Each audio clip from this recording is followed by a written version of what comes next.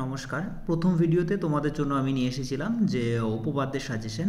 তো কথা মতো যে আমি দ্বিতীয় ভিডিওতে তোমাদের যে উপপাদ্যে যে প্রয়োগ আছে তার একটি সাজেশন নিয়ে আসবো, যে কোন কোন প্রয়োগগুলো আসতে পারে। ঠিক আছে, ইম্পর্টেন্ট আছে, যেগুলো করলে তোমাদের মাধ্যমিকে অবশ্যই আসতে পারে। তো দেখো, গত বছর যে প্রয়োগ দুটো এসেছে সে দুটি আমরা দেখে নিই আগে। ও কেন্দ্র বৃত্তের এবি ব্যাস বৃত্তের উপরিস্থ কোনো বিন্দু পি থেকে পিএন এবি এর ওপর লম্ব টানা হলে তো প্রমাণ করতে হবে PB square equal to AB into BN. এবং 2 নম্বর কি, এবিসি ত্রিভুজের পরিকেন্দ্র ও এবং ওডি লম্ব বিসি হলে প্রমাণ করো angle BOD equal to angle BAC. তো এই দুইটা প্রয়োগ কিন্তু এসছে, তার মানে এই দুটো প্রয়োগ বাদে বাদবাকি যে প্রয়োগগুলো আছে তার মধ্যে থেকে আমরা ইম্পর্টেন্ট দেখব। ঠিক আছে, চলো তাহলে শুরু করা যাক। তো বৃত্তের সম্পর্কিত উপপাদ্যে কী কী প্রয়োগ আছে? তো এখানে তো হয়ে গেলো এই উপপাদ্যগুলো। যে প্রয়োগ আছে, প্রয়োগ নাম্বার 10, যুক্তি দিয়ে প্রমাণ করি কোনো বৃত্তে দুটি সমান জ্যা কেন্দ্র থেকে সমদূরবর্তী। তো এটা একটা প্রয়োগ আছে যেটা ইম্পর্টেন্ট আছে। ঠিক আছে, তারপরে চলে যাই তারপরে চ্যাপ্টারে কি কি আছে। তো এখানে তো উপপাদ্যগুলো হয়ে গেল। ঠিক আছে, এখানে এক প্রয়োগ সেরকম ইম্পর্টেন্ট নেই। তারপরে এখানে দেখো প্রয়োগ নাম্বার 7, এই প্রয়োগটা এটা তোমরা পেয়ে যাবে বৃত্তস্থ চতুর্ভুজের চ্যাপ্টারে। হ্যাঁ, বৃত্তস্থ চতুর্ভুজ সংক্রান্ত উপপাদ্য, এটা খুব ইম্পর্টেন্ট আছে।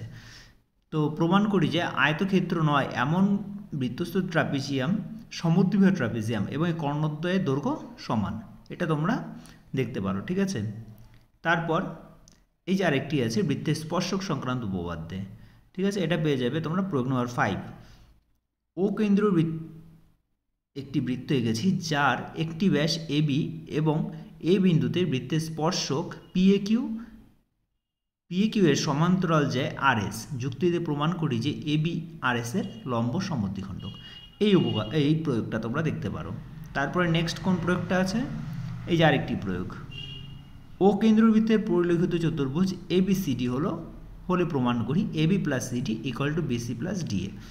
দেখো, তোমাদেরকে যে কমনগুলো দিচ্ছি, তোমরা যদি কমন পাও, টেস্টে পাও, সেগুলো অবশ্যই কমেন্ট বক্সে জানাবে, এবং তাহলে মাধ্যমিকের জন্য তোমাদের আরও ভালো করে ভিডিও বানাবো। এগুলো সবগুলোই ইম্পর্টেন্ট মাধ্যমিকের জন্য। আমি মাধ্যমিকটাকে মাথায় রেখেই, মানে 2026-এর মাধ্যমিকটাকে মাথায় রেখেই তোমাদেরকে এই প্রয়োগগুলো কমন দিচ্ছি। ঠিক আছে, তো চলো সদস্যতে কী আসতে পারে। এই 6 নম্বর প্রয়োগটা দেখো, যে এবিসিডি একটি ট্রাপিজিয়াম অঙ্কন করেছি যার এবি সমান্তরাল ডিসি, এবি এর সমান্তরাল সরলরেখা অঙ্কন করেছি যা এডি ও বিসিকে যথাক্রমে ই ও এফ বিন্দুতে ছেদ করেছে। প্রমাণ করি যে AB is to ED equal to BF equal to FC. এই যে প্রয়োগটা।